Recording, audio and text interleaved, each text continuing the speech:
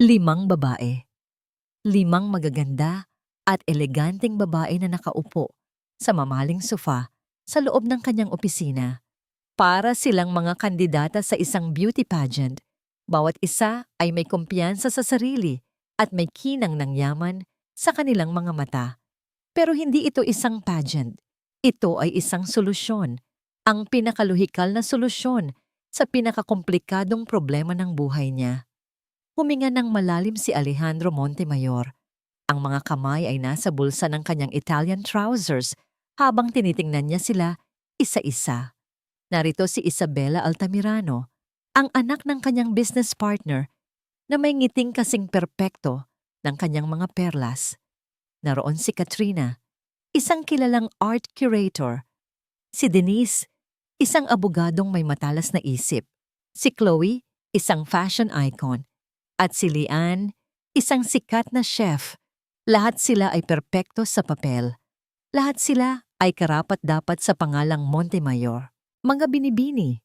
Panimula niya, ang kanyang boses ay kalmado at may autoridad, ang boses na sanay magbigay ng utos sa boardroom.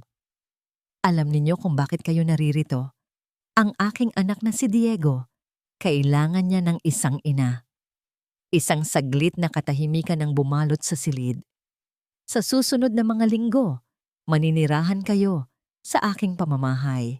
Bibigyan ko kayo ng pagkakataong makilala at makuha ang loob ng aking anak. Itinuwiwid niya ang kanyang tayo, handa nang ihulog ang bomba. Ang isa sa inyo ang pipiliin ni Diego para maging bago niyang ina, at ang babaeng mapipili niya ang siyang pakakasalan ko. Iyon ang kanyang mo'y kausukin, ang kanyang kwafao. Nakita niya ang pagkagulat sa kanilang mga mata, mabilis na napalitan ng determinasyon. Para sa kanila, ito ay isang laro, isang kompetisyon. Ang premyo? Ang imperyo ng Montemayor. Ngunit para kay Alejandro, ito ang tanging paraan na alam niya para ayusin ang kanyang nasirang pamilya. Naalala niya ang mga gabing umiiyak si Diego, naghahanap ng isang inang hindi na babalik. Naalala niya ang pangako sa kanyang sarili na gagawin niya ang lahat para sa kaligayahan ng kanyang anak. Ang pag-ibig para sa kanya ay isang transaksyon at handa siyang bayaran ang pinakamataas na presyo para sa ngiti ni Diego. Sir Alejandro, nagsalita si Isabela, ang kanyang boses ay matamis na parang pulot. Nasaan po si Diego? Gusto ko na siyang makilala. May dala akong regalo para sa kanya. Tumango si Alejandro. Nasa hardin siya. Sabay-sabay na tumayo ang lima, parang mga leon na handa ng manghuli. Sumunod si Alejandro sa kanila palabas. Ang kanyang isip ay parang isang chessboard. Kinakalkula ang bawat posibleng galaw. Sa malawak na hardin, nakita nila si Diego, isang maliit na batang lalaki na may malulungkot na mata na tahimik na naglalaro sa damuhan. Ngunit hindi siya nag-iisa. Sa tabi niya, nakaluhod ang isang babaeng nakauniporme ng katulong, si Maria. Diego, anak, tawag ni Alejandro. Lumingon ang bata at sa isang iglap nawala ang lungkot sa mga mata nito. Ngumiti ito ng malapad. Daddy! Lumapit si Isabela, dala ang isang malaking kahon. Hello, Diego. I'm Tita Isabela. Mayroon akong regalo para sa'yo. Binuksan niya ang kahon at inilabas ang isang high-tech na robot, kumpleto sa mga ilaw at tunog. Ito ay isang laruang nagkakahalaga ng libu-libong piso. Ngunit si Diego ay bahagya lang itong tiningnan. Wow! Sabi ng bata na walang kasigla-sigla. Bigla, may ibinulong si Maria sa tenga ni Diego. Tumawa ang bata, isang tunay at masayang tawa na bihira nang marinig ni Alejandro. Ano yan, Yaya Maria? Tanong ni Diego. Itinaas ni Maria ang kanyang kamay. Sa kanyang palad, may isang maliit na bubuwit na gumagapang, isang ladybug. Wow! Sigaw ni Diego. Ang kanyang mga mata ay nagningning sa tuwa. Isang reaksyon na hindi nagawa ng mamahaling robot. Patingin! Patingin! Iniwan ni Diego si Isabela at ang regalo nito at tumakbo palapit kay Maria. Magkasama silang pinanood ang maliit na insekto na gumagapang sa kamay ng dalaga. Napatingin si Alejandro sa eksena. Isang pamilyar na kirot ang kumurot sa kanyang dibdib. Ang nangam ang ngiting iyon sa mukha ni Diego. Iyon ang hinahanap niya. Iyon ang dahilan kung bakit niya sinimulan ang buong kabaliwan na ito. Ngunit wala sa 5 na may daladalang mamahaling regalo ang nakapagbigay niyon. Tanging ang hamak na katulong. Naramdaman niya ang mga matang nakatingin sa kanya. Nakita niya ang pagkainis sa mukha ni Isabela at ang pag-ismid ng ibang mga babae habang nakatingin kay Maria. Isang tingin ng paghamak na para bang si Maria ay isang dumi na kailangang alisin. Bumalik si Alejandro sa kanyang opisina pero hindi na siya mapakali. Mula sa salaming bintana, kitang-kita niya pa rin ang hardin. Nakita niya kung paano itinuro ni Maria kay Diego ang mga bulaklak, kung paano sila naghahabulan sa damuhan, kung paano binuhat ni Maria ang bata nang ito ay madapa. Simple, totoo. Isang bagay na hindi kayang bilhin ng pera. Isang nakakabahalang damdamin ang nagsimulang umusbong sa puso ni Alejandro. Posible kayang nagkamali siya sa kanyang plano? Posible kayang ang sagot sa kanyang problema ay hindi matatagpuan sa yaman o estado sa buhay? Iwinaksi niya ang isiping iyon. Hindi. Kailangan niyang manatili sa plano. Ang emosyon ay isang kahinaan. Ang luhika ang kanyang kalakasan. Ngunit may isang variable sa kanyang perpektong plano na kailangan niyang kontrolin. Isang variable na may pangalang Maria. Pindot niya ang intercom sa kanyang mesa. Yaya, utos niya sa head housekeeper. Papunahin mo dito si Maria. Ngayon din. Ilang sandali pa, isang mahinang katok ang narinig niya sa pinto. Pasok. Pumasok si Maria. Ang kanyang mga mata ay nakayuko. Ang kanyang mga kamay ay magkasalikop sa kanyang harapan.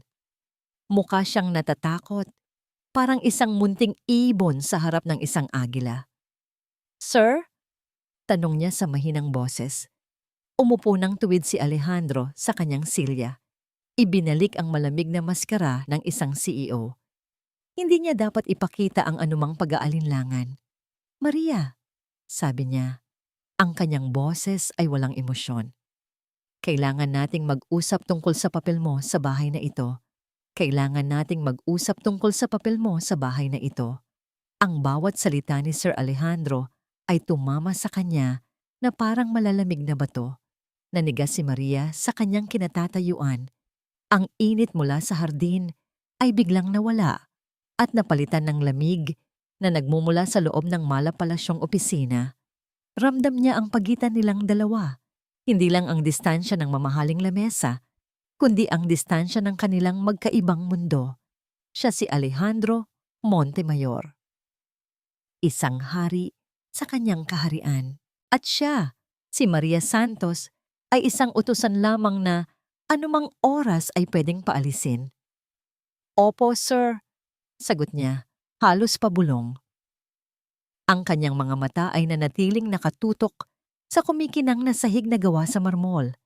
Isang alaala ang mabilis na pumasok sa kanyang isip. Ang kanyang ina, si Elena, na umiiyak sa kanilang maliit na kusina. Maraming taon na ang nakalipas. Naalala niya ang mga salita nito, basag at puno ng sakit. Pinalayas nila ako, anak. Hagulgol ng kanyang ina. Pinagbintangan akong nagnakaw. Ang Doña Esmeralda, sinira niya ang pangalan ko. Mula noon, dala-dala na ni Maria ang sakit na yon. Kaya siya nandito, hindi lang para sa trabaho, nandito siya para sa kanyang ina, para linisin ang pangalan nito. Sa kanyang bulsa, kinapa niya ang isang malamig na metal, isang lumang medalyon. Ito ang tanging bagay na naiwan ng kanyang ina. Isang munting agimat na may nakaukit na isang maliit na bulaklak. Ito ang kanyang pangako, ang kanyang lihim na misyon, ang mga bisita ko. Pagpapatuloy ni Alejandro, na pumutol sa kanyang pag-iisip. Sila ay mga importanteng tao. Kailangan mong siguraduhin na hindi ka magiging sagabal sa kanila. Ang atensyon mo ay dapat nakatuon lamang sa pag-aalaga kay Diego. Masusunod po, sir. Iyon lang ang kaya niyang sabihin. Ang bawat po at opo ay parang pagpapaalala sa kanyang lugar sa bahay na ito. Nang makalabas siya ng opisina, naramdaman niya ang pag-init ng kanyang mga mata. Mabilis siyang naglakad papunta sa pasilyo ng mga katulong kung saan walang makakakita sa kanya. Doon, sa isang madilim na sulok, hinayaan niyang tumulo ang isang butil ng luha. Hindi ito ang tamang oras para maging emosyonal. Kailangan niyang maging matatag. Kinagabihan, nang ang lahat ay abala sa paghahanda para sa hapunan, dahan-dahan siyang pumuslit papunta sa lumang library ng mansyon. Isang silid na bihira ng gamitin, puno ng mga aklat na nababalutan ng alikabok at amoy ng lumang papel. Dito siya umaasang makakahanap ng kahit anong talan, isang lumang logbook ng mga empleyado, kahit ano, na magpapatunay na nagsilbi dito ang kanyang ina. Habang naghahalongkat sa isang baul ng mga dokumento, isang boses ang biglang bumasag sa katahimikan. "Anong ginagawa mo rito, katulong?" Napatalon sa gulat si Maria at napalingon. Nakatayo sa may pinto si Isabela, kasama ang dalawa pang kandidata. Nakapamiwang ito, ang mga matay mapanuri at puno ng pang-iinsulto. "Ma'am Isabela, nag-aayos lang po ng mga gamit." Mabilis niyang palusot. Tumawa si Isabela, isang tawang walang kagalakan. Nag-aayos o naghahanap ng pwedeng ibenta? Bago pa man makasagot si Maria, lumapit si Isabela na may hawak na kopita ng red wine. Sa isang sinadyang galaw, bigla niyang naitapon ang laman nito sa malinis na puting uniforme ni Maria. "Oops, sorry," sabi ni Isabela, ngunit ang kanyang mga mata ay nagsasabi ng ibang bagay. "Ang clumsy ko talaga. Pero sa bagay, bagay lang sa'yo ang dumi. Itapon mo na yan at magpalit ka." Kadiri tingnan. Nagtawanan ang mga kasama nito. Naramdaman ni Maria ang pag-akyat ng dugo sa kanyang mukha. Nanginginig ang kanyang mga kamay sa gilid. Gustong kumuyom, ngunit pinigilan niya ang sarili. Yumuko na lang siya. "Pasensya na po, ma'am." Tumalikod siya at mabilis na naglakad paalis, dala-dala ang kahihiyan at ang mantsa sa kanyang damit. Sa kanyang maliit na silid, habang sinusubukang tanggalin ang mantsa, muli na namang tumulo ang kanyang mga luha. Bakit ganito kalupit ang mundo sa mga tulad niya? Isang mahinang katok sa pinto ang nagpatigil sa kanya. "Mama Maria?" Si Diego. Binuksan niya ang pinto at nakita ang bata. May lungkot sa mga mata. May dala itong isang maliit na bulaklak na pinitas mula sa hardin. "Bakit ka umiiyak?" tanong ng bata. "Wala ito, Diego. Napuwing lang si Yaya." Pagsisinungaling niya, sabay pahid sa kanyang mga pisngi. Inabot ni Diego ang bulaklak. "Para sa'yo." Kinuha ng bata ang bulaklak at maingat na isinuksok sa likod ng kanyang tenga. "Ayan, ganda mo, Mama Maria." Sa simpleng salitang iyon, gumaan ang pakiramdam ni Maria. Niyakap niya ng mahigpit ang bata. Ang yakap ni Diego, ang kanyang naging kanlungan. Ang pagmamahal nito, ang nagbigay sa kanya ng lakas. Ngunit mula sa di kalayuan, sa may pasilyo, nakatanaw si Isabela. Kitang-kita niya ang pagmamahal sa pagitan ng bata at ng katulong. Isang ngasang ngiti ng demonyo ang sumilay sa kanyang mga labi. Kung hindi niya makuha ang bata sa pamamagitan ng regalo, mayroon siyang ibang paraan. Isang mas maruming paraan. Lumakad siya pabalik sa sala, kung saan nagbabasa ng dyaryo si Alejandro. Umupo siya sa tapat nito. Ang mukha ay nagpapakita ng pekeng pag-aalala. "Sir Alejandro," panimula niya sa malambing na boses. "Isabela?" sagot ni Alejandro na hindi inaalis ang tingin sa binabasa. "May gusto lang sana akong sabihin. Ayoko sanang magsamantala. Pero nag-aalala lang ako." Sa wakas ay ibinaba ni Alejandro ang dyaryo. Tungkol saan? Huminga ng malalim si Isabela na para bang nag-aatubili. Nakita ko po kasi si Maria kanina. Malapit sa private safe ninyo sa library. Hindi ko naman po siya masisisi kung curious siya pero mukha lang pong kahina-hinala. Ang mga salita ni Isabela ay parang lason na dahan-dahang kumalat sa isipan ni Alejandro. Malapit sa private safe ninyo, mukhang kahina-hinala. Isang parte ng kanyang utak, ang parte na sanay sa negosyo at pag-iisip ng pinakamasamang senaryo ay nagsimulang mag-analisa. Si Maria, isang simpleng katulong. Ano ang gagawin niya sa library? At malapit sa kanyang safe? Ang mga piraso ay hindi magkakatugma. Ngunit ang isa pang parte niya, ang parte na nakakita kung paano ngumiti ng totoo ang kanyang anak sa unang pagkakataon sa loob ng maraming buwan, ay gustong maniwala na isang pagkakamali lang ang lahat. Sa huli, nanalo ang pagiging CEO niya, ang pagiging Montemayor. Sa mundo niya, ang tiwala ay isang bagay na pinaghihirapan, hindi basta-basta ibinibigay, lalo na sa isang taong hindi niya lubos na kilala. Patawag si Maria. Utos niya muli sa intercom. Ang kanyang boses ay mas matigas na ngayon. Pagpasok ni Maria sa opisina, ang takot sa mga mata nito ay mas malinaw pa kaysa kanina. Ngunit wala nang puwang para sa awa sa puso ni Alejandro. Ang kailangan niya ay kaayusan. Ang kailangan niya ay alisin ang anumang posibleng aberya sa kanyang plano. Sir? Totoo bang nakita ka ni Isabela? Sa library kanina, malapit sa aking safe? Diretsahan niyang tanong. Nakita niya ang gulat at pagkalito sa mukha ni Maria. Po? Nag-aayos lang po ako ng... Huwag ka nang magpalusot, Maria. Putol niya, ang boses ay malamig at walang pasensya. Isang tanong, isang sagot. Nandoon ka ba o hindi? Oo po, sir. Pero, sapat na yan. Tumayo si Alejandro at tumalikod. Ayaw niyang makita ang mga mata nitong nagsisimula ng mamasa. Ang pag-iyak ay isang anyo ng manipulasyon. Hindi ito uubra sa kanya.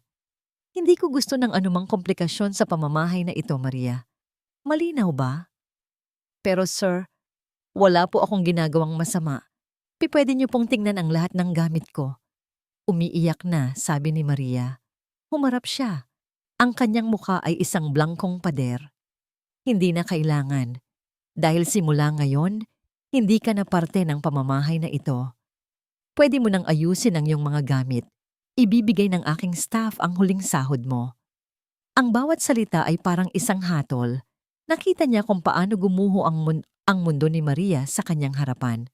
Ang pag-asa sa mga mata nito ay napalitan ng sakit at kawalan ng pag-asa. Sir, parang awa niyo na po. Maniwala po kayo sa akin. Pagmamakaawa nito. Tapos na ang usapan, sabi niya, at muling tumalikod. Iyon ang senyales na tapos na ang lahat. Narinig niya ang mga yabag nitong paalis, kasabay ng mahinang paghikbi. Sa isang saglit, nakaramdam siya ng tagumpay. Problema? Solusyonan. Ganoon kasimple. Ngunit ang katahimikang sumunod ay hindi nagtagal. Isang malakas na sigaw ang bumasag sa buong mansyon. Isang sigaw na puno ng galit at lungkot. Mama Maria! Mama Maria! Ang boses ni Diego. Nagmamadaling lumabas si Alejandro ng opisina.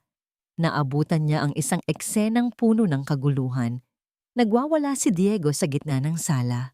Tinatabig niya ang sinumang yaya na lumalapit sa kanya. Ang kanyang maliliit na kamao ay nakakuyom. Ang kanyang mukha ay pula sa kaiiyak. Ayoko! Ibalik niyo si Mama Maria. Diego, anak, tumigil ka na, sabi ni Alejandro. Sinusubukang hawakan ng anak, ngunit tinulak siya ni Diego. Ayoko sa'yo, Daddy. Bad ka. Pinaiyak mo si Mama Maria. Pinalayas mo siya. Ang mga salitang iyon ay tumama kay Alejandro na parang sampal. Sa unang pagkakataon, kinontra siya ng sarili niyang anak. Sa harap ng 5 kandidatang nanonood lang sa isang tabi at sa harap ng lahat ng mga katulong, Hindi ka kakain hanggat hindi bumabalik si Mama Maria. Sigaw ni Diego bago tumakbo paakyat sa kanyang kwarto at malakas na isinara ang pinto. Ang gabi ay naging isang impyerno. Hindi kumain si Diego. Hindi ito lumabas ng kwarto. Ang tanging maririnig mula sa loob ay ang paulit-ulit na pagtawag nito sa pangalan ni Maria. Kinailangan pa nilang tumawag ng doktor. Sir Alejandro, sabi ng matandang doktor pagkatapos suriin si Diego. Ang stress na tulad nito, hindi ito maganda para sa isang bata. Ang biglaang pagkawala ng isang taong malapit sa kanya ay maaaring magdulot ng matinding trauma. Nang gabing iyon, hindi nakatulog si Alejandro. Nakatayo siya sa tabi ng bintana, nakatingin sa madilim na hardin, habang ang mga salita ng doktor at ang mga iyak ni Diego ay umuulit-ulit sa kanyang isipan. Ano ang nagawa niya? Para ayusin ang isang problema, gumawa siya ng mas malaking gulo. Inalis niya ang isang distraksyon at kapalit nito ay ang kalungkutan ng kanyang sariling anak. Nakita niya ang kanyang pagkakamali, ang kanyang pagiging arogante. Kinuha niya ang susi ng kanyang sasakyan. Hindi niya alam kung saan nakatira si Maria, pero inutusan niya ang kanyang security na alamin. Mabilis siyang nagmaneho, nilisan ang Marangyang subdivision at pumasok sa masisikip na kalye ng syudad. Huminto siya sa isang maliit na eskinita sa tapat ng isang lumang gusali na nagsisilbing isang bahay ampunan. At doon, sa ilalim ng isang nag-iisang ilaw ng poste, nakita niya si Maria. Hindi ito umiiyak. Nakaupo ito sa isang semento habang pinalilibutan ng 3 batang kalye. Ibinibigay niya sa mga ito ang tinapay na dapat sana ay kanyang hapunan. Nakangiti siya habang pinapanood ang mga batang kumakain. Isang ngiting malungkot, ngunit puno ng kabutihan. Sa sandaling iyon, lahat ng duda ni Alejandro ay naglaho. Isang malaking sampal ng katotohanan ang tumama sa kanya. Ang babaeng ito, na pinagbintangan niya ng pagnanakaw, ay ibinibigay ang kanyang huling pagkain sa mga taong mas nangangailangan. Bumaba siya ng sasakyan. Narinig ni Maria ang kanyang mga yabag at lumingon. Ang nangiti sa kanyang labi ay nawala, napalitan ng pagkagulat at takot.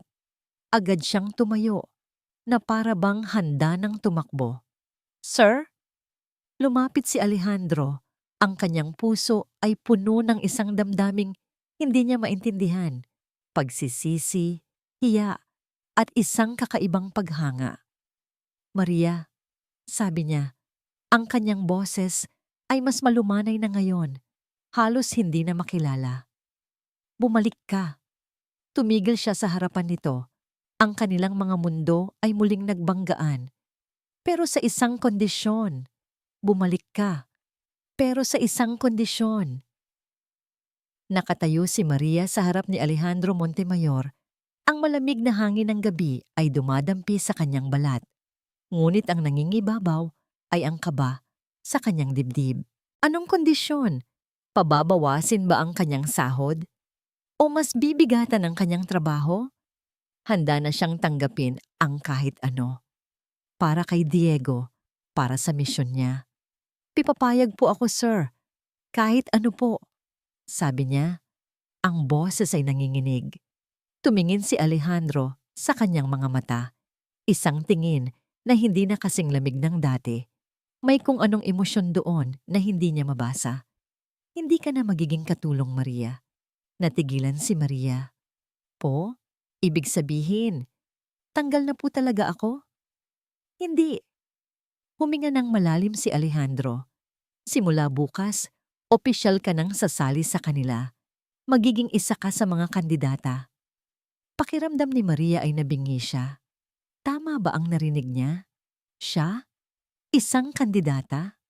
Katabi ng mga mayayaman, magaganda, at edukadang babae na yon? Ito ba ay isang biro? Isang malupit na biro? Pero, sir, bakit po? Dahil kailangan ka ni Diego. Diretsong sagot ni Alejandro. At ito ang tanging paraan para manatili ka sa bahay nang hindi nagrereklamo ang mga bisita ko. Ito ang bagong tuntunin. Papayag ka ba o hindi? Naramdaman ni Maria ang bigat ng desisyon. Ito ay isang insulto na nakabalot sa isang alok. Isang paraan para gawin siyang legal na katatawanan sa loob ng mansyon. Ngunit sa likod ng lahat ng iyon, nakita niya ang kanyang pagkakataon. Isang pagkakataon para manatili sa tabi ni Diego. At isang pagkakataon para magpatuloy sa paghahanap ng hustisya para sa kanyang ina. Yumuko siya. Opo, sir. Papayag po ako. Kinabukasan, ang almusal ay puno ng tensyon. Nakaupo na ang 5 babae sa mahabang mesa. Nagtatawanan at nagpapaligsahan sa atensyon.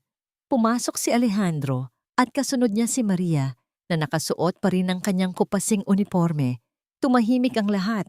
Ang mga mata nila ay napako kay Maria, puno ng pagtataka at pagkamuhi. Mga binibini, anunsyo ni Alejandro sa kanyang karaniwang formal na tono. May kaunting pagbabago sa ating kasunduan. Mula ngayon, si Maria Santos ay hindi na isang katulong. Isa na rin siyang opisyal na kandidata. Isang nakabibinging katahimikan ang sumunod na binasag ng tawa ni Isabela. Ano? Nagbibiro ka ba, Alejandro? Sabi ni Isabela, hindi makapaniwala. Ang katulong, isasali mo sa atin? Tumingin ito kay Maria mula ulo hanggang paa na may pandidiri. Ang desisyon ko ay pinal, mariing sabi ni Alejandro. Isang babala sa kanyang boses. Iniwan niya sila doon na para bang naghulog lang ng isang granada at umalis. Naiwan si Maria na nakatayo. Pakiramdam niya ay siya ang pinagtitinginan ng buong mundo. Umupo ka. Utos ni Katrina na may pag-ismid. Kung kandidata ka, dapat kasabay ka naming kumain, di ba?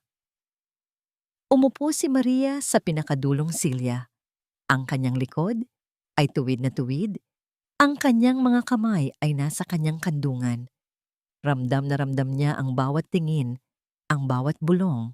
Siya na nakasuot ng uniforme habang sila ay nakasuot ng mga damit na mas mahal pa sa buong sahod niya sa isang taon.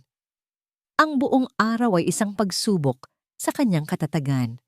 Inutusan siya, tinawag na parang aso, at pinagtawanan sa bawat pagkakamali. Pero tiniis niya ang lahat. Nang gabing iyon, dumating ang unang pagsubok. Hindi na naman mapatulog si Diego. Sinubukan ni Denise na basahan ito ng isang storybook, ngunit ang boses niya ay walang buhay at naiinip. Sinubukan ni Chloe na patugtugin ang isang lullaby app sa kanyang cellphone, ngunit lalo lang nainis ang bata. Mula sa may pintuan ng kwarto ni Diego, nanonood lang si Alejandro. Ang kanyang mukha ay puno ng pagkadismaya. Ako na po, mahinang alok ni Maria. Pinandilatan siya ng mga babae, pero wala na silang magawa. Lumapit si Maria sa kama, umupo sa gilid nito at hinawakan ang kamay ni Diego. At nagsimula siyang kumanta. Isang lumang-lumang awit pampatulog na itinuro sa kanya ng kanyang ina. Sa ugoy ng duyan, ang kanyang boses ay mahinahon at puno ng pagmamahal. Unti-unting kumalma si Diego. Ang mga hikbi nito ay napalitan ng mahimbing na paghinga. Ipinikit nito ang kanyang mga mata. At ilang sandali pa, tulog na ito. Tahimik na lumabas si Maria ng kwarto. Iniwan ang mga kandidatang hindi makapaniwala. Sa kanyang paglabas, hindi niya napansin si Alejandro na nakatayo sa isang madilim na sulok ng pasilyo na nasaksihan ng lahat. Maya-maya, habang nagtitimpla siya ng gatas sa kusina para kung sakaling magising si Diego, aksidenteng napaso ng mainit na tubig ang kanyang kamay. Aray! Mahinang daing niya. Anong nangyari? Isang boses mula sa kanyang likuran ang nagpatindig ng kanyang balahibo. Si Sir Alejandro. Wala po, sir. Napaso lang po ng kaunti. Sabi niya. Itinatago ang kanyang kamay. Ngunit nakita na ito ni Alejandro. Walang sabi-sabi. Kinuha nito ang first aid kit. Kumuha ng isang tube ng ointment at inabot sa kanya. Ang kanilang mga daliri ay saglit na nagdikit. Isang kuryente ang dumaloy sa braso ni Maria. Gamitin mo yan, sabi lang ni Alejandro. Ang boses ay magaspang pa rin, pero walang bahid ng galit. Mag-iingat ka sa susunod. Tumalikod na ito at umalis na parang walang nangyari. Naiwan si Maria na tulala. Hawak ang maliit na tube ng gamot. Ang puso niya ay biglang bumililis ang tibok.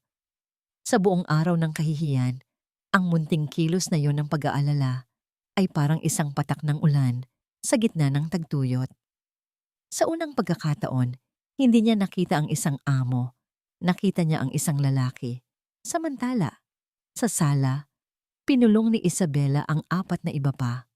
Ang kanyang muka ay hindi na mapaglaro. Seryoso ito. Mapanganib. Nakita niyo ba yon?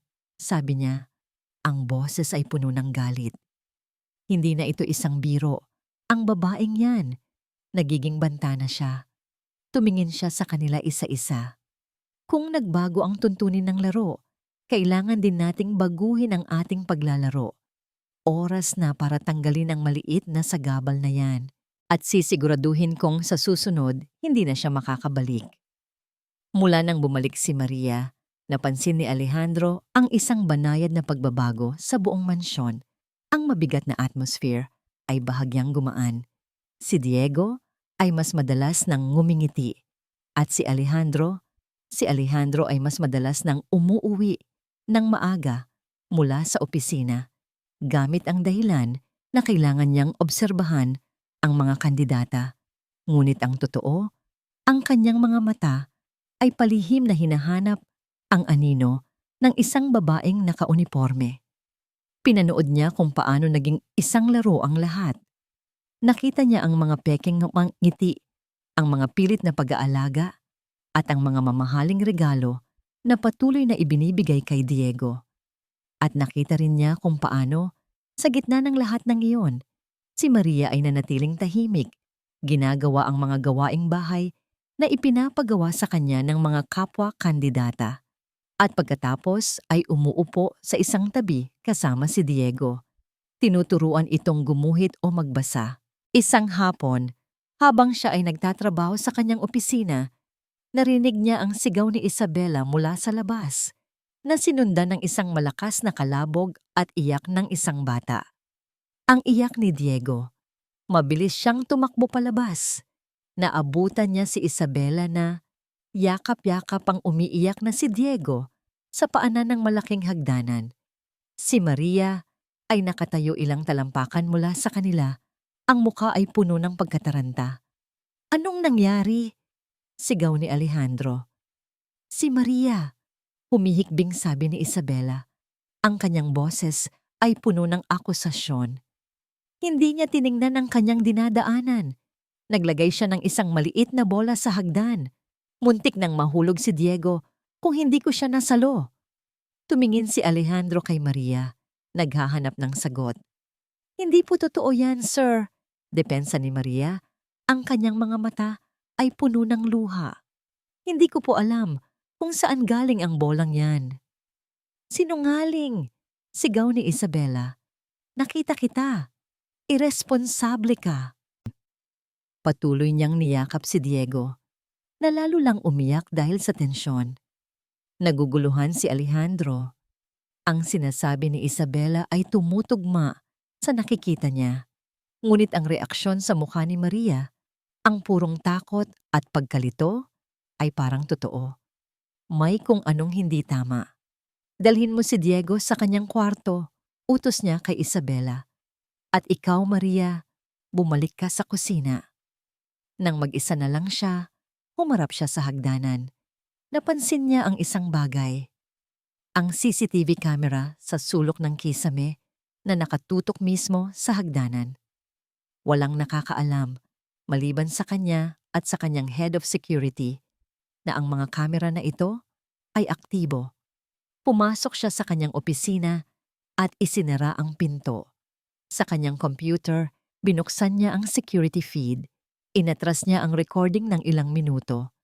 At doon, nakita niya ang lahat. Malinaw sa video. Si Isabela ang naglalakad pababa ng hagdan habang si Diego at Maria ay naglalaro sa ibaba. Lumingon muna si Isabela sa paligid. Nang makitang walang ibang tao, kinuha niya ang isang maliit na bola mula sa kanyang bulsa at maingat na inilagay sa isang baitang ng hagdan. Pagkatapos ay tinawag niya si Diego. Nang nagsimulang umakyat ang bata, sinadya niyang harangin ang daan at sa tamang tiyempo, itinulak niya ng bahagya ang bola gamit ang kanyang paa, na naging sanhi ng pagkadulas ni Diego. Ang pagsalo niya sa bata ay hindi isang aksidente. Ito ay parte ng plano. Isang malamig na galit ang gumapang sa buong katawan ni Alejandro. Isang galit na matagal na niyang hindi naramdaman. Hindi ito tungkol sa kompetisyon. Hindi ito tungkol sa pagpapasikat. Ginamit ni Isabela ang kanyang sariling anak para sa isang maruming laro. Isang laro na maaring maging sanhi ng kapahamakan. Pinatay niya ang monitor. Ang kanyang mga kamay ay nakakuyom sa ibabaw ng mesa. Ang tiwala niya kay Isabela na itinayo sa loob ng maraming taon ng pagkakaibigan ng kanilang mga pamilya ay gumuho sa loob lamang ng ilang segundo. Ngayon, nakikita na niya ang lahat sa ibang liwanag. Ang mga ngiti, ang mga papuri. Lahat ay kasinungalingan, mga aninong nagsisinungaling. Huminga siya ng malalim para pakalmahin ang sarili. Hindi siya pwedeng magpadalos-dalos. Kung kukomprontahin niya si Isabela ngayon, itatanggi lang nito ang lahat. Kailangan niya ng mas matibay na plano. Lumabas siya ng opisina at dumiretso sa sala, kung saan nagkukwentuhan ang mga kandidata. Isabela, sabi niya, ang kanyang boses ay kalmado ngunit may bigat. Alejandro, okay na si Diego. Pinatulog ko na siya. Masayang sabi ni Isabela na para bang siya ang bayani. Mabuti, sabi ni Alejandro. Tumingin siya sa lahat ng mga babae. Mayroon lang akong isang babala para sa inyong lahat. Ang kaligtasan ng anak ko ang pinakamahalaga sa lahat. Kung may mangyaring masama sa kanya dahil sa kapabayaan ng isa sa inyo, sisiguraduhin kong pagsisisihan niya iyon habang buhay. Ang babala ay para sa lahat, pero ang kanyang mga mata ay nakatutok lamang kay Isabela. Nakita niya ang isang munting kislap ng takot sa mga mata nito bago ito ngumiti muli. Siyempre Alejandro, mahal namin si Diego, sabi ni Isabela. Tumango lang si Alejandro at tumalikod. Nagsimula na ang totoong laro. At ngayon, alam na niya kung sino ang tunay na kalaban. Habang naglalakad siya sa pasilyo, isang malakas na ugong ng isang mamahaling sasakyan ang narinig niya mula sa labas. Isang itim na Rolls-Royce ang pumarada sa harap ng mansyon. Isang sasakyan na alam niya. Lumabas ang isang matandang babae, nakasuot ng eleganteng damit. Ang buhok ay perpektong nakaayos at ang mukha ay nagpapakita ng awtoridad na hindi matatawaran. Si Doña Esmeralda Montemayor. Ang kanyang ina. Naglakad ito papasok ng mansyon na parang pag-aari niya ang lugar. Ang kanyang mga mata ay agad na hinanap si Alejandro. Ngunit sa likod niya, nakita nito si Maria na nagpupunas ng isang plorera. Tumingin ang Donya kay Maria mula ulo hanggang paa. Ang kanyang mga mata ay kasing lamig ng yelo. Isang tingin ng sukdulang pandidiri. Pagkatapos ay ibinaling niya ang tingin kay Alejandro. Anak, sabi nito. Ang boses ay kalmado, ngunit puno ng pagbabanta. Ano ang kahibangan na ito? Ang pagdating ng kanyang ina ay parang pagdating ng isang bagyo. Biglang naging mas malamig at mas mabigat ang hangin sa loob ng mansyon. Lahat ng mga katulong ay yumuko at maging ang 5 kandidata ay naging mas formal at magalang. Ang kapangyarihan ni Doña Esmeralda ay hindi maikakaila. Ina, bati ni Alejandro. Hinalikan ito sa pisngi. Hindi ka nagsabing darating ka.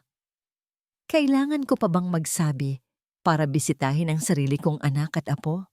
Mataray na sagot nito, ngunit ang mga mata ay nanatiling nakatutok kay Maria na ngayon ay halos magtago na sa likod ng isang haligi. Ang gusto kong malaman, ay kung ano ang ginagawa ng babaeng yan dito at bakit siya kasama ng mga disente mong bisita. Dinala ni Alejandro ang kanyang ina sa library para sa isang pribadong pag-uusap. Doon, ibinuhos ni Doña Esmeralda ang lahat ng kanyang galit. Isang katulong, Alejandro, pinaupo mo sa iyong lamesa? Ginawa mong kandidata? Nasisiraan ka na ba ng bait? Pinapahiya mo ang pangalan ng ating pamilya. Ina, ito ang desisyon ko, matigas na sabi ni Alejandro. Sa unang pagkakataon sa loob ng maraming taon, kinontra niya ang kanyang ina ng harapan. Mahal siya ni Diego at iyon lang ang mahalaga sa akin. Pagmamahal? Ang isang katulong ay hindi marunong magmahal. Ang alam lang nila ay pera. Sigaw ni Doña Esmeralda. Hindi ako makakapayag na isang hamak na babae ang maging ina ng aking apo. Itigil mo ang kahibangan na ito ngayon din. Hindi, mariing sagot ni Alejandro. Aking desisyon, aking bahay, aking anak. Ang mga salitang iyon ay tumama sa Donya na parang sampal. Nakita ni Alejandro ang galit sa mga mata nito. Isang galit na nangangako ng ganti. Tumayo ito at walang paalam na lumabas ng library. Iniwan si Alejandro na may mabigat na dibdib. Alam niyang hindi pa tapos ang laban. Ang pagdating ng kanyang ina ay simula pa lamang ng isang mas malaking digmaan. Kinagabihan, hindi mapakali si Alejandro. Ang tensyon sa hapunan ay halos hinihiwa ng kutsilyo. Ang kanyang ina ay nagpakita ng peking kabaitan sa lahat. Ngunit ang bawat salita nito para kay Maria ay may nakatagong lason. Hindi siya makatulog. Bumaba siya para kumuha ng isang basong tubig. Ang buong bahay ay tahimik na. Habang papalapit siya sa kusina, narinig niya ang isang pamilyar na boses, halos pabulong, mula sa may hardin. Opo, Tita Esmeralda, ginagawa ko na po ang lahat para masira sila, lalo na yung katulong. Natigilan si Alejandro sa dilim. Kinilala niya ang boses, si Clarissa, ang pinakatahimik, pinakamabait, at pinaka-inosenteng kandidata sa lahat. Ang babaeng madalas ngumingiti kay Maria at nag-aalok ng tulong. Dahan-dahan siyang sumilip mula sa bintana. Nakita niya si Clarissa na may kausap sa cellphone sa ilalim ng puno. Huwag po kayong mag-alala, tita. Pagpapatuloy ni Clarissa. Walang mananalo sa kanila. Sinisigurado ko po yan. Konting panahon na lang po. At ang daan ay magiging malinis na para sa pagdating ni Sofia. Sofia, ang pangalang yon. Si Sofia de Villa ang anak ng pinakamatalik na kaibigan ng kanyang ina. Ang babaeng matagal nang gustong ipakasal sa kanya ni Doña Esmeralda. Sa sandaling iyon, ang lahat ng piraso ng puzzle ay nagkabit-kabit sa isipan ni Alejandro. Ang pagbisita ng kanyang ina, ang biglaang kabaitan ni Clarissa, ang pangalang Sofia, isang malamig at nakakakilabot na katotohanan ang bumalot sa kanya. Ang buong kontes na ito, ang kanyang plano, ang kanyang desisyon, di lahat ay isang malaking kasinungalingan. Isa lamang siyang papet sa isang mas malaking laro na nilikha ng kanyang sariling ina. Hindi inimbita si Clarissa para manalo. Inimbita siya para maging espiya, para sirain ang lahat ng ibang kandidata mula sa loob, para masigurong walang sino man ang mapipili. At sa huli, kapag pagod na si Alejandro sa lahat ng gulo, ipapasok ng kanyang ina si Sofia bilang perpektong solusyon. At si Maria? Si Maria ang pinakamalaking hadlang sa plano dahil sa pagmamahal ni Diego sa kanya. Kaya kailangan itong sirain sa anumang paraan. Naramdaman ni Alejandro ang pag-akyat ng dugo sa kanyang ulo. Isang galit na mas matindi pa kaysa sa naramdaman niya kay Isabela. Galit sa kanyang ina at galit sa kanyang sarili dahil sa kanyang katangahan. Huminga siya ng malalim. Pumasok siya pabalik sa loob. Tinitiyak na walang ingay na magagawa. Nagtago siya sa isang madilim na sulok at hinintay si Clarissa na bumalik. Pagpasok ni Clarissa, nagulat ito nang makita si Alejandro na naghihintay. Sa Sir Alejandro, nauutal niyang sabi. Hindi nagsalita si Alejandro. Tinitigan niya lang ito. Ang kanyang mga mata ay malamig at mapanuri. Hinahayaan ang katahimikan na pahirapan ito. Gabi na po, sabi ulit ni Clarissa, sinusubukang ngumiti. Magaling kang umarte, Clarissa, sabi ni Alejandro sa wakas. Ang kanyang boses ay mababa at puno ng panganib. Magkano ang ibinayad sa iyo ng aking ina? Ang nangiti sa mukha ni Clarissa ay nawala na parang bula. Napalitan ito ng purong takot. Naintindihan na nito. Alam na niya. Sa di kalayuan, sa itaas ng hagdanan, nakatayo si Doña Esmeralda sa dilim. Narinig niya ang lahat. Lumabas siya mula sa anino. Ang kanyang mukha ay kalmado, ngunit ang kanyang mga mata ay nag-aapoy. Hindi mo na kailangang takutin ang bata, Alejandro, sabi ni Doña Esmeralda. Ako ang harapin mo. Humarap si Alejandro sa kanyang ina. Ang dalawang pinakamakapangyarihang Montemayor ay nagtititigan. Handa nang magdeklara ng giyera. Narinig mo pala, sabi ni Alejandro. Walang bahid ng gulat. Oo, at ngayon na alam mo na, ano ang gagawin mo? Hamon ng kanyang ina. Lumapit ito, ang bawat hakbang ay may bigat. Gagawa ka ba ng eskandalo? Ilalabas mo ang sarili nating dumi? O gagawin mo ang tama para sa pamilyang ito? Tinitigan niya si Alejandro ng diretso sa mata. Ako na ang bahalang tumapos sa katulong na yan. At makikita mo kung paano kumilos ang isang tunay na Montemayor. Matapos ang komprontasyon ni na Alejandro at Doña Esmeralda, isang nakabibinging katahimikan ang bumalot sa mansyon. Ngunit hindi ito katahimikan ng kapayapaan. Ito ang katahimikan bago ang isang malakas na pagsabog. Naramdaman ni Maria ang pagbabago. Si Sir Alejandro ay naging mas malayo. Ang kanyang mga mata ay laging malalim ang iniisip. Madalas niya itong nakikitang nakatingin sa kanya. Ngunit sa sandaling magtama, ang kanilang mga mata, mabilis itong umiiwas. Ang pinakakinakatakutan niya ay ang kabaitan ni Doña Esmeralda. Ang matandang babae ay biglang naging mabait sa kanya. Ngumingiti ito sa kanya, kinakamusta siya, at minsan ay pinupuri pa ang kanyang pag-aalaga kay Diego. Ngunit ang mga mata nito ay nananatiling malamig, at ang kabaitang yon ay nagdulot ng mas matinding kaba sa puso ni Maria kaysa sa hayagang pangiinsulto. Isang gabi, nag-host si Doña Esmeralda ng isang maliit na salo-salo para sa kanyang mga piling kaibigan. Ang buong bahay ay abala. Maria, Ija, tawag sa kanya ng Donya habang siya ay nag-aayos ng mga plato. Pwede mo bang kunin ang aking kwintas na diamante sa aking kwarto? Nakapatong lang yun, sa ibabaw ng aking vanity table. Gusto kong isuot iyon ngayong gabi. Opo, senyora, sagot ni Maria at agad na umakyat.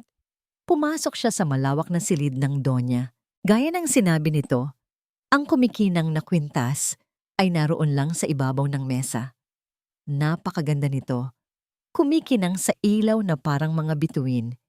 Maingat niya itong kinuha at bumaba na. Habang siya ay nasa kalagitnaan ng hagdan, narinig niya ang isang malakas na sigaw mula sa itaas. Ang kwintas ko! Nawawala ang kwintas ko! Ang boses ni Doña Esmeralda. Natigilan si Maria.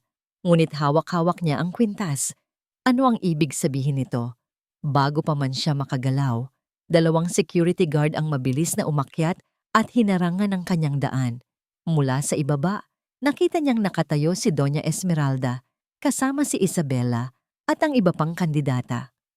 Ang mukha ng Donya ay puno ng pagkataranta, ngunit may kakaibang kislap sa mga mata nito. Anong nangyayari? Tanong ni Alejandro na kararating lang mula sa kanyang opisina. Ang kwintas ko, anak. Ang paborito kong kwintas na bigay pa ng iyong ama. Nawawala. Umiiyak na, sabi ng Donya. Tumingin ito kay Maria na nakatayo sa hagdan. Hawak ang isa pang kwintas. At ang babaeng yan. Nakita ko siya. Pinalitan niya ang tunay na kwintas ng isang pekeng replika. Ano po? Gulat na tanong ni Maria. Tiningnan niya ang hawak niyang kwintas. Ito po ang kinuha ko sa lamesa ninyo, senyora. Sinungaling! Magnanakaw! Sigaw ng Donya. Katulad ng kanyang ina, isang magnanakaw. Ang mga salitang yon ay tumama kay Maria na parang kidlat. Katulad ng kanyang ina, alam niya. Alam ng Donya kung sino siya at inuulit nito ang kasaysayan. Halughugin ninyo ang gamit ng babaeng yan. Utos ng Donya sa mga gwardiya. Ina, tumigil ka, sabi ni Alejandro. Ang kanyang boses ay nagpipigil ng galit. Ngunit huli na ang lahat. Kinaladkad ng mga gwardiya si Maria papunta sa kanyang maliit na silid. Ang lahat ay sumunod, na para bang nanonood ng isang palabas. Binuksan nila ang kanyang maliit na aparador at ibinuhos ang lahat ng kanyang gamit sa sahig. At doon, mula sa loob ng isang luma niyang bestida, isang kumikinang na bagay ang nahulog. Isang diamanteng kwintas. Ang tunay na kwintas. Napatakip ng bibig si Maria. Hindi. Hindi akin yan. Hindi ko alam kung paano yan napunta dyan. Wala nang naniwala sa kanya. Ang ebidensya ay nasa harap na nilang lahat. Si Isabela ay ngumingisi. Ang ibang kandidata ay umiiling na may pagkadismaya. Si Doña Esmeralda ay umiiyak sa tagumpay. Lumingon si Maria kay Alejandro. Ang kanyang mga mata ay puno ng pagmamakaawa. Ang huling pag-asa niya. Sir Alejandro, maniwala ka sa akin. Parang awa mo na. Tinitigan siya ni Alejandro. Ang kanyang muka ay isang maskara ng sakit at pagkalito. Gusto niyang maniwala. Ngunit sa harap ng kanyang ina, sa harap ng lahat ng kanilang mga bisita, sa harap ng isang napakalinaw na ebidensya, wala siyang magawa.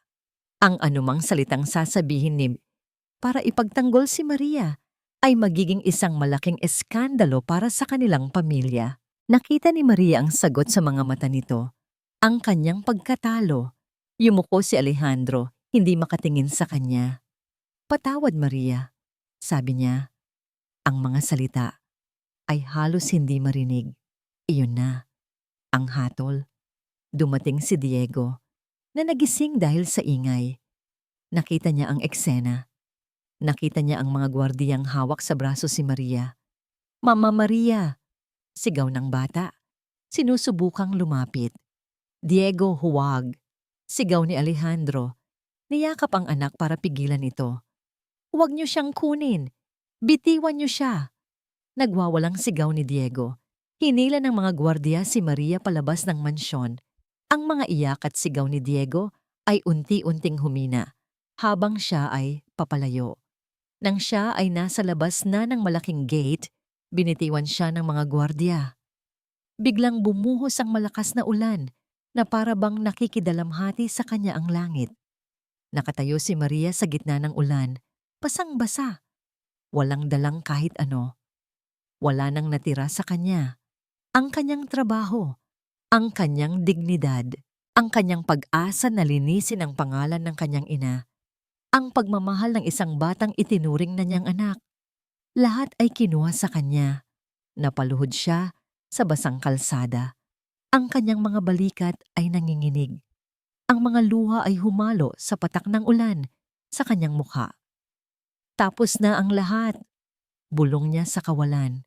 Ang huling patak ng kanyang luha ay pumatak sa semento, kasama ang pagbagsak ng kanyang huling pag-asa. Ang mga sumunod na araw sa mansyon ng mga Montemayor ay puno ng isang peke at pilit na kapayapaan.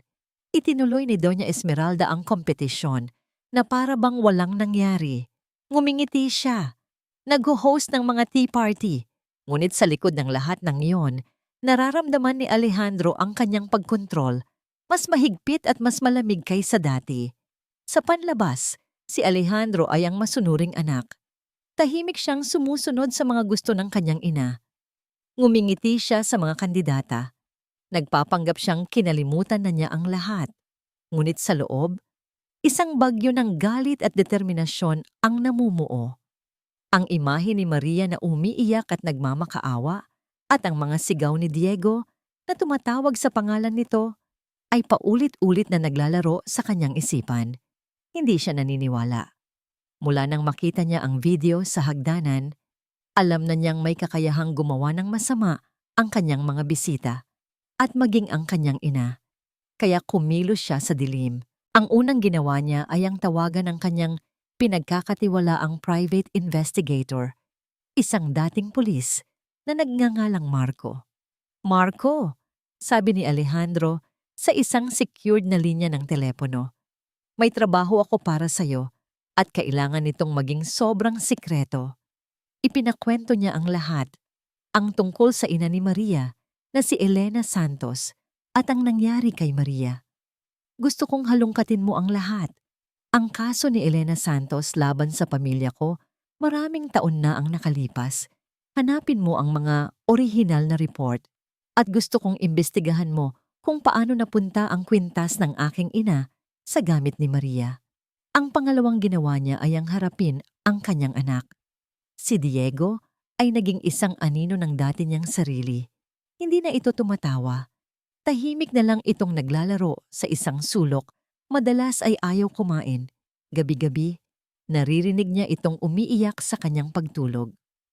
Isang gabi, umupo si Alejandro sa tabi ng kama ni Diego. Anak, mahina niyang sabi, namimiss mo ba si Mama Maria? Tumangulang ang bata. Ang mga mata ay puno ng luha. Pangako, Diego, sabi ni Alejandro, hinawakan ang maliit na kamay nito. Gagawin ni Daddy ang lahat para itama ang mali. Magtiwala ka lang sa akin. Hindi pa lubos na naiintindihan ni Diego ang mga salita, ngunit naramdaman niya ang sinseridad sa boses ng kanyang ama. Sa unang pagkakataon sa loob ng maraming araw, bahagya itong ngumiti. Ang pangatlong ginawa ni Alejandro ay ang pinakamahirap. Kailangan niyang hanapin ang tanging tao na maaaring nakakaalam ng katotohanan tungkol sa nakaraan. Si Mang Ben, ang dating head butler ng mga Montemayor na nagretiro na. Matapat ito sa kanyang ama, ngunit palagi itong may takot sa kanyang ina. Natagpuan niya si Mang Ben sa isang maliit na probinsya, namumuhay ng simple. Sa una, ayaw magsalita ng matanda. Takot pa rin ito sa maaaring gawin ni Doña Esmeralda. Sir Alejandro, matagal na po inyon, kalimutan na po natin, sabi ni Mang Ben. Mang Ben, hindi ito tungkol sa nakaraan. Tungkol ito sa hustisya.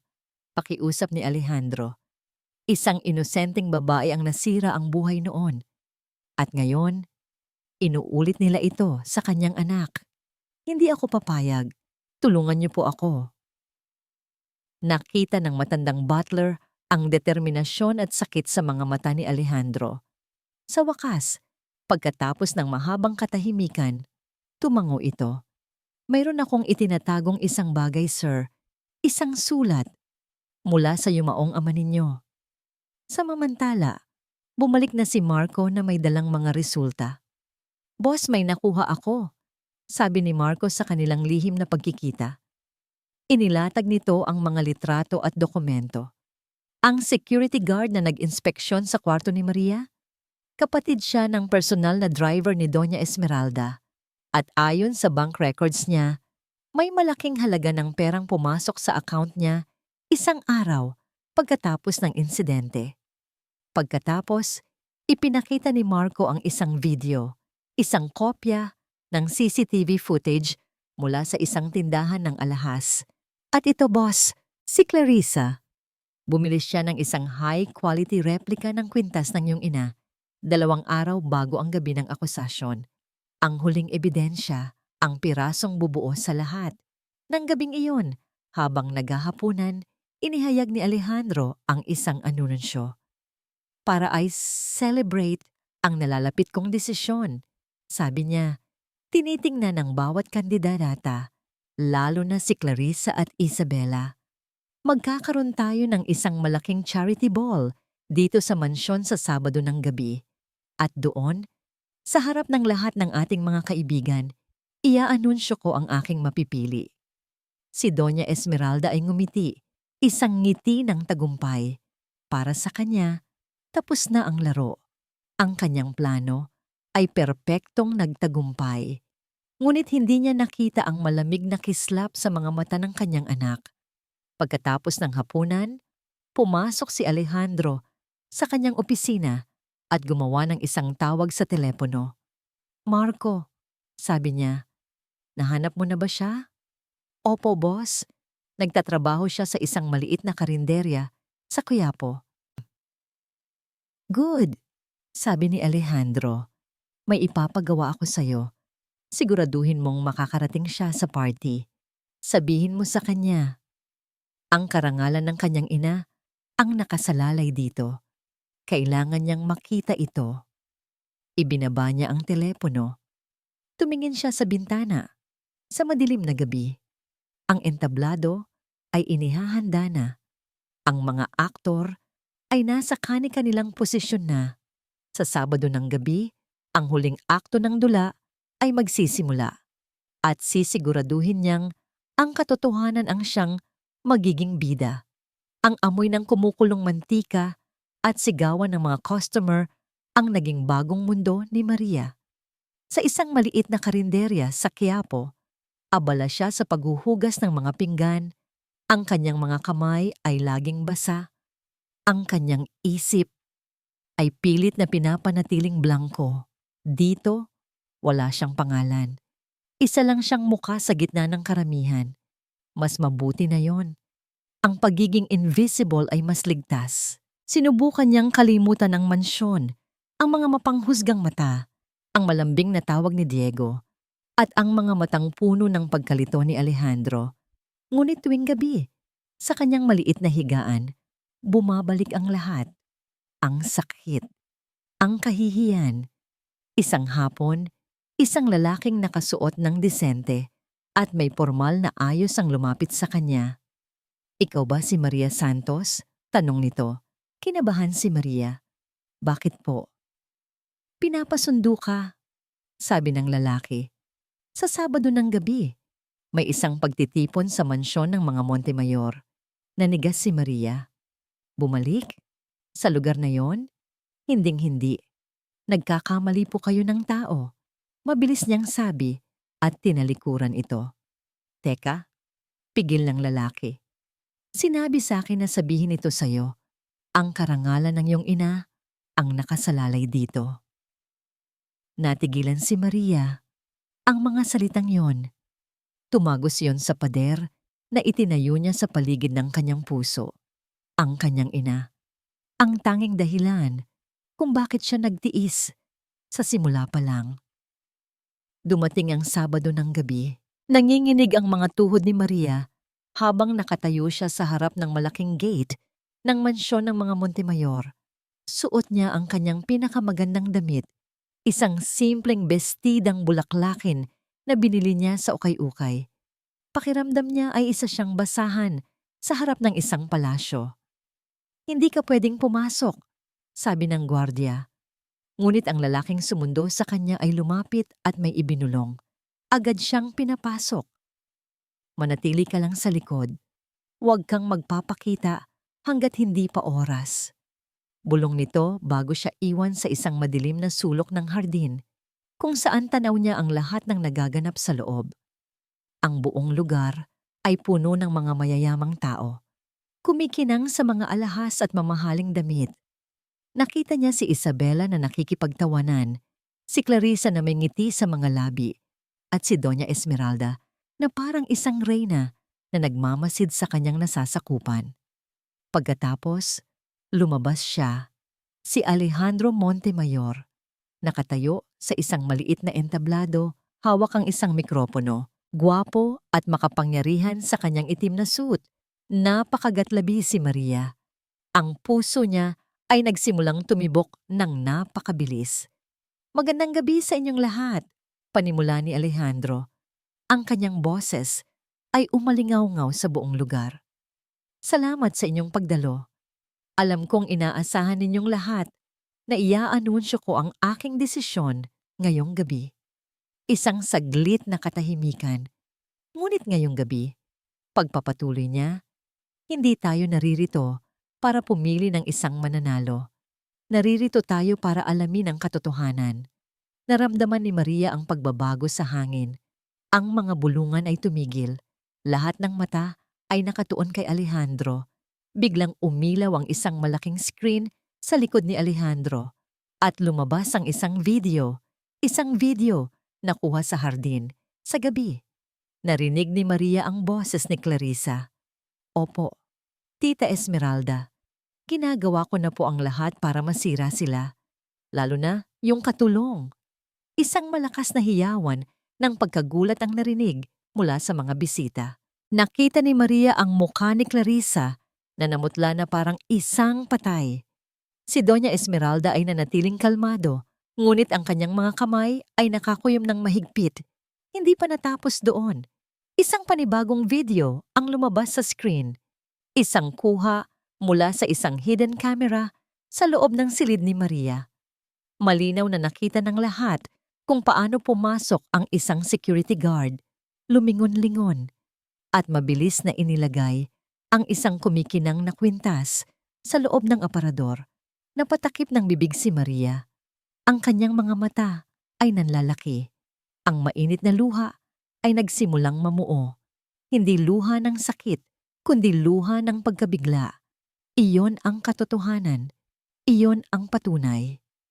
Ang katotohanan iyan, sabi ni Alejandro, ang kanyang boses ay malamig na parang yelo, ay ang unang bahagi lamang ng isang mas malaki at mas matagal ng kasinungalingan sa pamamahay na ito.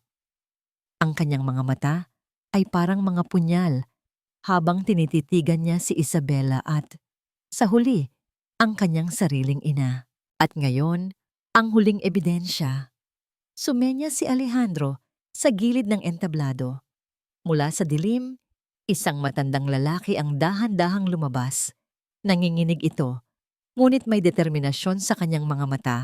Si Mang Ben, ang dating butler ng mga Montemayor. Nang tumuntong si Mang Ben sa entablado, ang katahimikan sa paligid ay naging napakabigat. Lahat ng atensyon ay nasa matandang lalaki. Si Doña Esmeralda, sa unang pagkakataon, ay nagpakita ng bahid ng takot sa kanyang mukha. Magandang gabi po. Nanginginig na panimula ni Mang Ben, hawak ang mikropono. Ako po si Ben. Matagal po akong nagsilbi sa pamilya Montemayor. Huminga siya ng malalim. Maraming taon na po ang nakalipas. May isang katulong dito na nagngangalang Elena Santos. Isang mabuting tao. Isang tapat na kaibigan. Tumingin siya ng diretso kay Doña Esmeralda. Siya po ay pinagbintangan na nagnakaw ng isang mamahaling singsing. Pinalaya siya at sinira ang kanyang pangalan. Pero ang totoo, walang nanakaw na singsing. Ang lahat ay isang gawa-gawa lamang. Isang malakas na bulungan ang kumalat sa mga bisita. Bakit ko po ito alam? Pagpapatuloy ni Mang Ben, ang kanyang boses ay nagkakaroon na ng tapang. Dahil ang yumaong si Don Ricardo, ang ama ni Sir Alejandro, ay alam ang katotohanan. Alam niya ang ginawa ng kanyang asawa. Bago siya mamatay, iniwan niya sa akin ang isang sulat.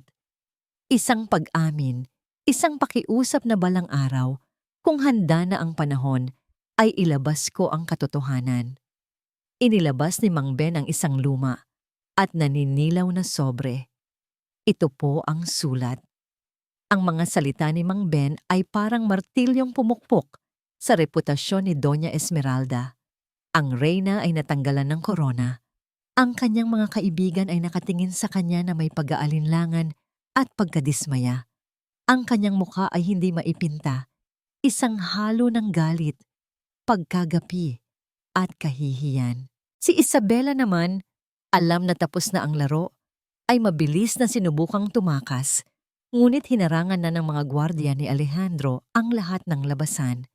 Ngunit hindi sila ang tinitingnan ni Alejandro. Ang kanyang mga mata ay naglakbay sa gitna ng nagkakagulong mga tao. Hinanap niya ang isang mukha. Ang tanging mukha na mahalaga sa kanya sa sandaling iyon, at nakita niya ito Nakita niya si Maria, nakatayo sa may anino ng hardin. Ang kanyang mga kamay ay nakatakip sa kanyang bibig. Ang kanyang mga mata ay basang-basa ng luha. Ngunit ang mga luha nito ngayon ay hindi na dahil sa sakit. Nagsimulang maglakad si Alejandro. Bumaba siya ng entablado. Hindi niya pinansin ang mga kamera ng media na nagsisimula ng mag-flash, ang mga tanong ng mga bisita o ang galit na tingin ng kanyang ina. Naglakad siya na parang nahati ang dagat sa kanyang harapan. Ang mga tao ay kusang tumatabi para bigyan siya ng daan. Ang kanyang mga mata ay nakatuon lamang kay Maria. Bawat hakbang ay isang paghingi ng tawad. Bawat hakbang ay isang pangako. Nang sa wakas ay narating niya ito, tumigil siya sa kanyang harapan. Ang buong mundo nila ay lumiit sa espasyong namamagitan sa kanilang dalawa. Maria, sabi niya, ang kanyang boses ay basag at puno ng emosyon. Patawarin mo ako. Umiling si Maria, hindi makapagsalita. Patawarin mo ako sa aking pagiging bulag, pagpapatuloy ni Alejandro. Patawarin mo ako sa sakit na idinulot sa iyo ng aking pamilya. At patawarin mo ako dahil hindi kita pinaniwalaan noong panahong pinakakailangan mo ako. Hinawakan niya ang mga kamay ni Maria. Malamig ang mga ito at nanginginig. Ang gabi ng katotohanan ay hindi pa tapos, sabi niya. Tumingin siya sa mga mata nito. May isa pa akong kailangang aminin. Sa harap ng daan-daang tao, sa harap ng kanyang ina, sa harap ng buong mundo, dahan-dahang lumuhod si Alejandro Montemayor sa isang tuhod. Narinig niya ang malakas na hininga ng pagkagulat mula sa mga tao sa paligid. Ngunit hindi niya ito ininda. Tapos na ang laro, Maria, sabi niya. Ang kanyang boses ay malinaw at buo. Ngayon, gusto kong simulan ang totoong buhay. Kasama ka, hindi bilang isang kandidata, hindi dahil kailangan ka ni Diego, kundi dahil kailangan kita. Dahil sa loob ng maikling panahon, ipinakita mo sa akin kung ano ang tunay na halaga ng isang tao. Tinuruan mo akong makita ang puso, hindi ang yaman. Maria Santos, papakasalan mo ba ako? Ang sagot sa tanong ni Alejandro ay hindi lumabas sa bibig ni Maria. Ito ay isang tahimik na pagtango, isang luhang pumatak sa kanyang pisngi na sinundan ng isang nabangiting hindi na kailanman mabubura. Sa gitna ng daan-daang matang nakatingin, ang mundo nila ay naging silang dalawa lamang. Isinuot ni Alejandro ang isang simpleng singsing sa kanyang daliri at sa sandaling iyon, ang lahat ng sakit ng nakaraan ay nagsimulang maghilom. Lumipas ang ilang buwan. Ang mansyon na dating naging entablado ng kasinungalingan at paghamak ay naging isang tunay na tahanan. Ang kasal ni na Alejandro at Maria ay hindi ginanap sa isang malaking katedral. Idinaos ito sa hardin, sa mismong lugar kung saan unang nakita ni Alejandro ang kakaibang koneksyon sa pagitan ni Maria at ni Diego. Iilan lang ang kanilang bisita. Si Mang Ben, na nakangiti na parang isang mapagmahal na lolo. Ang investigator na si Marco. Ang iilang matatapat na katulong na laging naging mabuti kay Maria. At syempre, si Diego, ang kanilang best man at ring bearer. Suot ang isang maliit na tuxedo, ang kanyang mga mata ay nagliliwanag sa kaligayahan. Walang media, walang mga peking kaibigan, tanging mga totoong tao na naging parte ng kanilang paglalakbay. Isang linggo pagkatapos ng kasal, dinala ni Alejandro at Diego si Maria sa sementeryo. Sa harap ng puntod ng kanyang ina, naglagay si Maria ng isang pumpon ng mga puting bulaklak. Hinaplos niya ang malamig na lapida. Nay! Bulong niya, ang kanyang boses ay puno ng emosyon. Malinis na po ang pangalan ninyo. Nahanap na po natin ang hustisya. Tumingin siya sa likod, kina Alejandro at Diego, na magkahawak kamay na naghihintay sa di kalayuan. At Nay, pagpapatuloy niya, isang ngiti ang sumilay sa kanyang mga labi. May pamilya na po ako. Sila po ang pamilya ko. Sa sandaling iyon, naramdaman niya ang paggaan ng kanyang buong pagkatao. Ang bigat na matagal na niyang pinapasan ay tuluyan ng nawala. Isang hapon, ilang buwan pa ang lumipas, magkakasama silang tatlo sa hardin. Nakaupo si Maria sa isang duyan habang si Alejandro ay nakaupo sa damuhan sa kanyang harapan. Si Diego ay nasa gitna nila, abala sa pagbabasa ng isang storybook. Ang ulo ay nakasandal sa mga hita ni Maria. Naaalala mo ba? Panimula ni Alejandro, ang kanyang mga mata ay nakatingin kay Maria ng may pagmamahal. Dati, ang tingin ko sa lahat ng bagay ay isang transaksyon, isang kontrata, isang problema na kailangang solusyonan. Ngumiti si Maria. Naaalala ko, ang tanga ko noon, umiling si Alejandro. Bulag ako sa mga bagay na importante talaga. Akala ko, ang kayamanan at estado sa buhay ang sukatan ng isang tao. Hinawakan niya ang kamay ni Maria. Pero tinuruan mo ako, Maria. Tinuruan mo akong tumingin gamit ang puso. Natuto rin ako, Alejandro. Sagot ni Maria. Tinuruan mo akong makita ang sarili kong halaga, na hindi ako dapat matakot ipaglaban ng tama at karapat-dapat din pala ako sa kaligayahan. Ang pag-uusap nila ay natigil nang maramdaman nilang bumigat ang kandungan ni Maria. Si Diego, sa gitna ng kanilang kwentuhan, ay nakatulog na. Ang libro ay nakabukas pa sa kanyang dibdib. Ang paghinga niya ay payapa. Ngumiti si Alejandro. Dahan-dahan siyang lumipat, umupo sa tabi ni Maria sa duyan, at maingat na inakbayan silang dalawa. Ang braso niya ay naging isang pader ng proteksyon at init sa kanilang mag-ina. Naramdaman ni Maria ang pagtibok ng puso ni Alejandro sa kanyang likuran, ang bigat ng ulo ni Diego sa kanyang kandungan at ang sinag ng papalubog na araw sa kanilang mga mukha. Ito ang perpektong sandali. Ito ang kapayapaan. Umuwi na tayo, bulong ni Alejandro sa kanyang tenga. Napapikit si Maria, dinadama ang bawat segundo. Ang tahanan pala ay hindi isang lugar. Hindi ito isang mansyon na may malaking gate. Ang tahanan ay isang pakiramdam. Ang tahanan ay ang pagiging kasama ng mga taong bumubuo sa iyong puso. At sa wakas, pagkatapos ng napakatagal na paglalakbay, masasabi na niya sa kanyang sarili, nasa bahay na sila,